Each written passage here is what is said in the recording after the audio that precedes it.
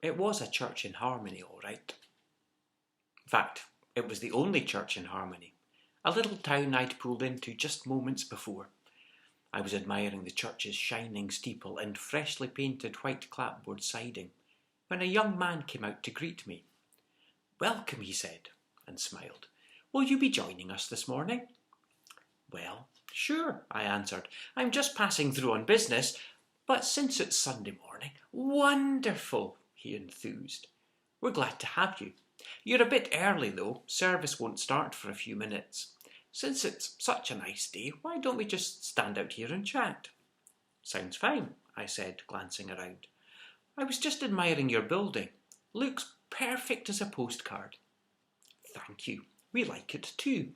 As you can see from the cornerstone, Harmony Community Church was built in 1879. It's not too big, but it seems just right for us. We try to be big enough to serve people, but small enough to know them." "That's good," I said. Just then, I happened to glance past the big oak doors into the foyer, where I noticed a picture hanging on the wall, hung in a fancy gilt-edged frame. It was a portrait of a rather large, stern-faced woman. "Who is that?" I asked. "Oh," the young man answered quietly, respectfully. "You mean Miss Bertha June Biggs. She was a very special person, you know." "No, I didn't know." "Oh, yes. Miss Bertha June Biggs was our founder, in a manner of speaking. We owe a lot to her. Almost single-handedly, she made Harmony Community Church the peaceful, beautiful place it is today." "You don't say! How did she do that?" The young man smiled and got a faraway look in his eyes. "Miss Biggs was a lady with the courage of her convictions," he said. "She never hesitated to stand up for what she knew was right. She opposed the forces of evil wherever they were found, even when they were found in the church." My eyebrows went up. "Evil? In this church?" I asked. "Oh, yes, indeed. Miss Bertha June Biggs had an uncanny spiritual sensitivity. She could always tell if something was wrong in the church, even if everyone else thought things were fine. It takes a very spiritual person to do that, don't you think?" "It certainly does," I said. He leaned against the wall. "Take those preachers, for instance," he said earnestly. "Miss Biggs was here when Harmony got its very first preacher. He was fresh out of Bible school, and the whole congregation was grateful to get him. All except Miss Biggs, of course. She knew what was really going on."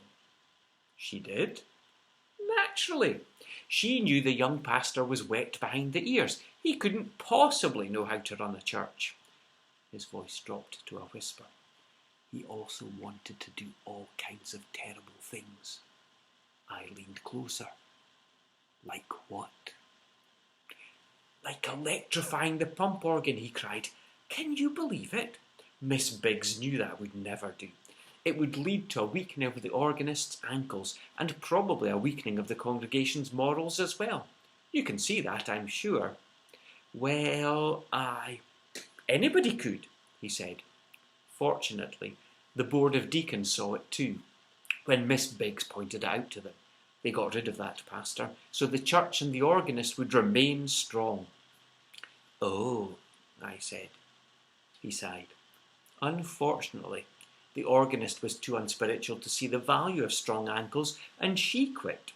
But Miss Biggs knew that was fine, because the organist had always endangered the congregation's hearing by playing too loud, soft, high, low, fast, or slow, and by making a racket when she turned the page of the sheet music.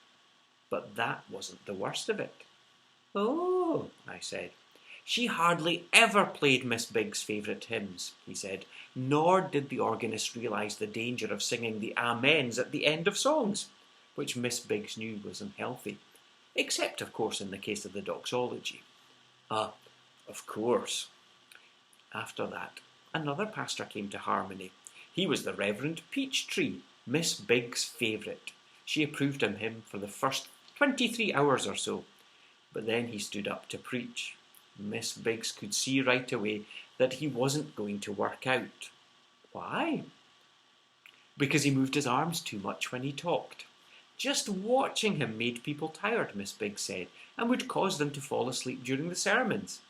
And he didn't use enough illustrations about street urchins. Miss Biggs loved street urchins, you know. Well, not the actual urchins. She'd read you could get a disease or something if you got close to them, but she loved to hear about them in sermon illustrations. I see. Still, she could have ignored all the Reverend Peachtree's shortcomings if not for the shocking thing he did at the end of his very first sermon. What was that? The young man gazed at the picture on the wall, shaking his head in sympathy for what Miss Biggs had been forced to endure. The Reverend Peachtree went 6 minutes over time, he intoned, incredulous. With her spiritual insight and all, Miss Biggs knew he had to go. I stared at the picture too. What did she do to get rid of him? I asked. The young man gasped. Get rid of him? He cried. Miss Bertha June Biggs never got rid of anybody. She simply exercised her discernment, as was her duty. He paused to regain his composure. She wrote some thoughtful, anonymous letters to the Reverend Peachtree, suggesting that he explore some of the marvellous opportunities available in other parts of the country. He must have appreciated our helpfulness, because he left within the month. Naturally, I said. Then came the next pastor, a Reverend Trimble. He met Miss Biggs' common sense standards for preaching, but he had an unfortunate quirk that could have ruined the church if left unchecked. What was that? The young man frowned. An obsession with missions. You mean Miss Biggs didn't like missions? My informant threw his hands up. Of course she liked missions. Why, her favourite song was from Greenland's Icy Mountains, which she successfully requested every Sunday night. But the Reverend Trimble didn't understand mission at all. He was always trying to convince people to be missionaries, which Miss Biggs knew perfectly well was heresy. Oh, I said. Nor did she like it when the Reverend Trimble invited all those missionaries to come and show their slides of foreigners and other things that were best left to the National Geographic. One Sunday night, a visiting missionary showed so many slides that there was no time left to sing from Greenland's Icy Mountains. Miss Biggs knew what kind of harm that sort of thing can do to a church, so she made sure Reverend Trimble left too. I said. She must have had a high position on the church board. Sadly, no, the young man said. It was just hard to get the board's attention, since they were always busy wasting the church's money, taking offerings for unnecessary things like roof patching and gas bills. One year they even wanted to get rid of the pews. Really? I said. Miss Biggs knew the old ones were perfectly fine. She told the board if the congregation would just wear thicker clothing, the splinters would be no problem at all. And did they? The truly spiritual ones did. Quite a few backsliders, no pun intended, chose the coward's way out and left the church. That upset the board, so they resigned too. That's terrible, I said. Oh no, not at all. Miss Bertha June Biggs' campaign of purifications was succeeding. By now, no preacher dared venture near Harmony, having heard of Miss Biggs' exacting spiritual standards. Was that good? I asked. Of course.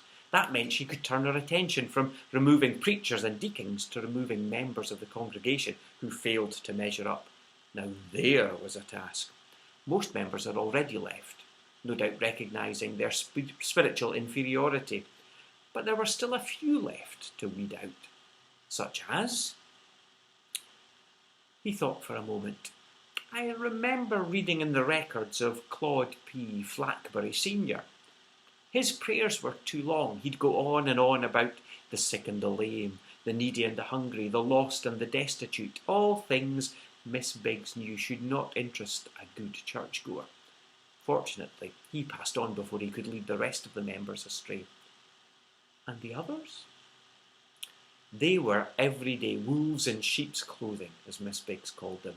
She graciously helped speed them on their way by letting the townspeople know what sins these members had confessed at the prayer meeting. She had a verse for it, of course. That which ye have spoken in the ear in closets shall be proclaimed upon the housetops. I believe that's Luke's 12:3, King James Version, of course. Miss Biggs was always very careful with her use of scripture. So I see. After these impure elements were removed, the Harmony Community Church was able to rest in peace at last.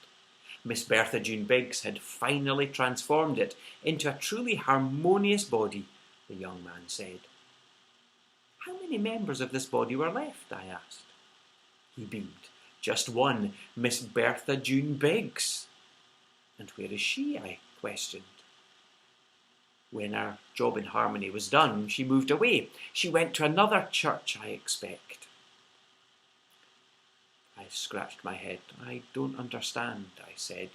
Miss Biggs killed the church. I thought you said she made it what it is today. I did, the young man replied. It's a place that's big enough to serve you, small enough to know you. Why, it's the finest restaurant in all of Harmony. I blinked. Restaurant? Well, of course, he said. Once the building was empty, my partners and I couldn't let it go to waste, could we? It was as solid as a rock and pretty as a picture. He knocked his knuckles on the clean white siding. But I didn't see a sign, I objected slowly. He nodded. There's just a small, tasteful one on the other side of the building. Don't want to look too commercial, you know. Of course not, I replied faintly. So he said cheerfully, Shall we seat you now? I'm sure our food service has gotten underway. We have a lovely Sunday brunch. The salad bar is where the pulpit used to be. You'll find the sunlight streaming through the stained glass window is just... No. No, thank you, I said, feeling numb. I have to be going. Oh, he said, disappointed. Well, do keep us in mind. I will, I promised, walking to my car. Believe me, I will. Good, he called after me. If you ever hear of any other churches that are being purified, be sure to let us know. I turned around. Why? I asked. Because, he said, smiling, we're thinking of opening a chain. I shuddered. It will never work, I thought. But as I drove away, passing the peaceful church in Harmony, I just couldn't be sure.